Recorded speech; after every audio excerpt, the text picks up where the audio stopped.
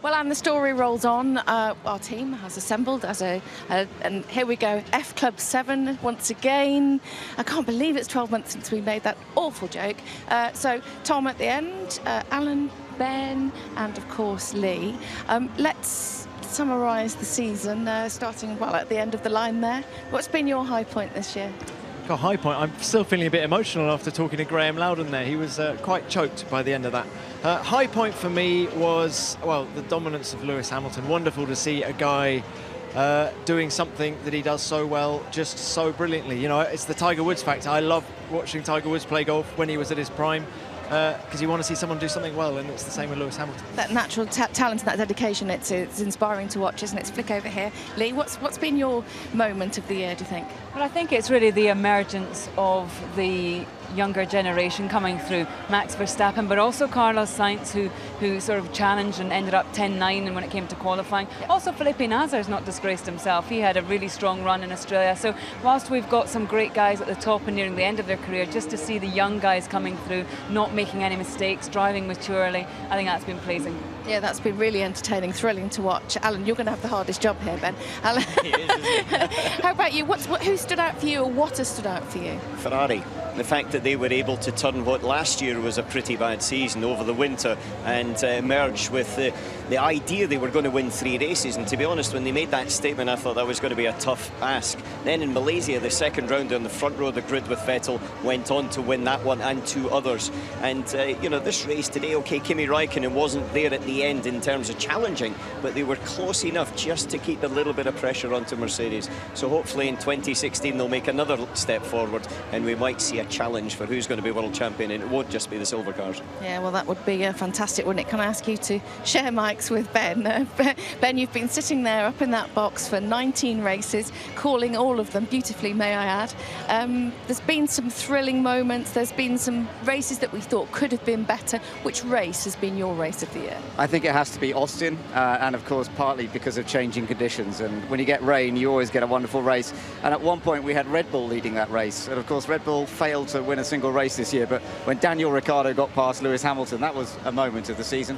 And then of course Lewis coming through to win the title there. It was drama from beginning to end, so that has to be my race of the year. Yeah, that was really extraordinary. We hope of course that's going to be back next year. I've got a tweet here that you might be interested in. Satchman says Force India has to be, pound for pound, the best team this year. Started late, and since Silverstone, since they got the new car, shone brightly.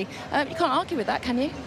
No, I think it's accurate, and I want to ask, the question is, what's wrong with the finances? You know, they went to Bernie looking for an advance of some money to help them race, and the other team said no. So I don't quite get that.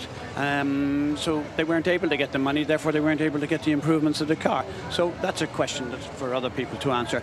The interesting thing, if I was asked what were the highlights for me, would be, funnily enough, I thought Sochi for Perez was hugely impressive, as indeed I thought in Spa, for 2 reasons. One, Grosjean finishing on the podium when that team looked as if it was dead and buried, with the bailiffs hanging around the door and everything else. That was a tough one. But also the emergence of Verstappen in Spa. That gave me absolutely no doubt, if there was ever any doubt, here is a world champion in the making.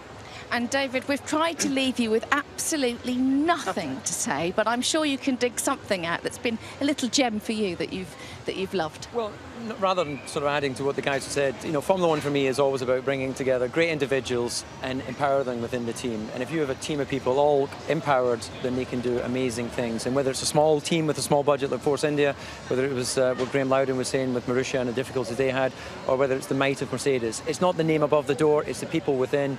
Mercedes may have a few more of them, but if they're not aligned.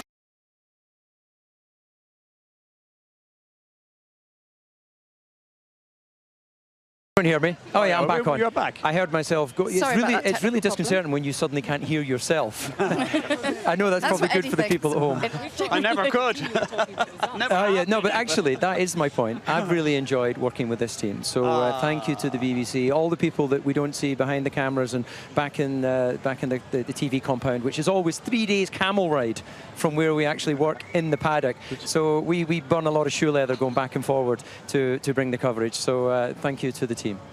Well, yeah, but we know that Formula One is all about teams, and I was also going to pick up on that. And obviously it's us that you see in front of the camera. We have some incredible people that work back in our trucks, and a particular thank you, I think, to our producers and our fantastic editors who create the masterpieces that go on TV, those great interviews and just the great pieces. And you know what they say, you can't beat a BBC montage. That's apparently what they say.